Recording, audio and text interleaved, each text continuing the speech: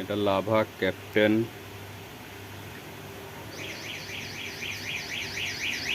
1 light, অনেক পুরনো model.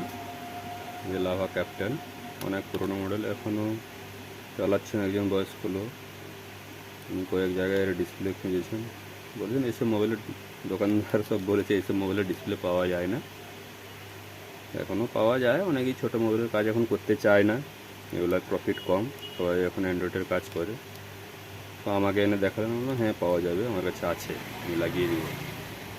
তো ওই বয়স্ক মানুষকে বললেন ঠিক আছে তুমি লাগিয়ে রাখো, আমি একদিন পরে এসে নিয়ে যাব।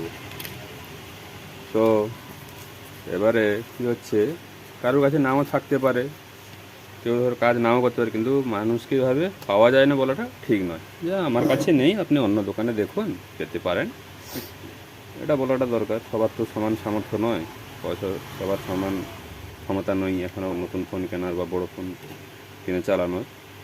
যাই হোক করে এই মোবাইল তো চলে যাচ্ছে দিন। তো এটা বলার কথা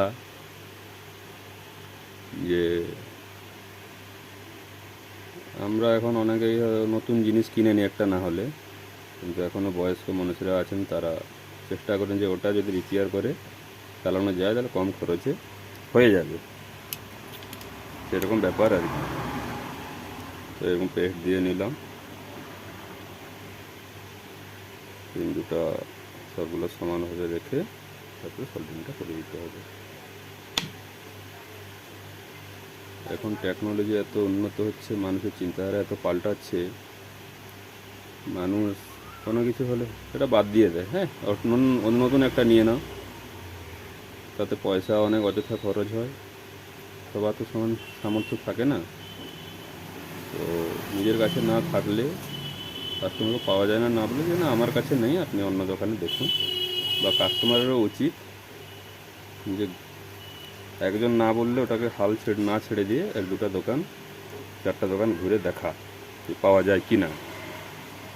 সেটা কথা বলতে বলতে ডিসপ্লেটা লাগানো হয়ে গেছে, এবার আমি অন করে দেখবো।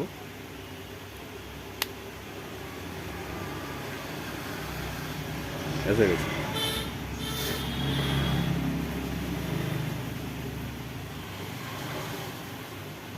যাই হোক বয়স্ক মানুষদের হয়ে যাবে, উনি চালাবেন মোবাইল, কোনো অসুবিধা নেই, নতুন কেনার প্রয়োজন নেই।